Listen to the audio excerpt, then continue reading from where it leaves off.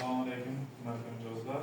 Bugun 2026-yil 20-may kunida tadbirkor uchrashuv belgilangan. Bunda biz gaplashadigan narsa Prezidentimizning 2026-yil 5-fevralda qabul qilingan faqat sonli qarorlar asosida ma'lum bir narsalarni haqida suhbatlashib o'tamiz. Bunda aytyaptiki, Vazirlar Mahkamasining 2025-yil 13-maydagi dehqon xo'jaliklari va tomorqa yer egalari faoliyatini qo'llab-quvvatlashga doir chora-tadbirlar to'g'risidagi 317-son qarorida ko'rsatib o'tilgan A bandini birinchi ilovasida ushbu dehqonlarga muayyan mahallalarda bir turdagi yuqori daromadli mahsulot yetishtirishni yo'lga qo'yganligi uchun bu yerda kamida 10 ta xonadon tomorqasi tashkil etilganda 2 million so'mgacha subsidiyalar hamda mahalla xonadonlarining kamida 30%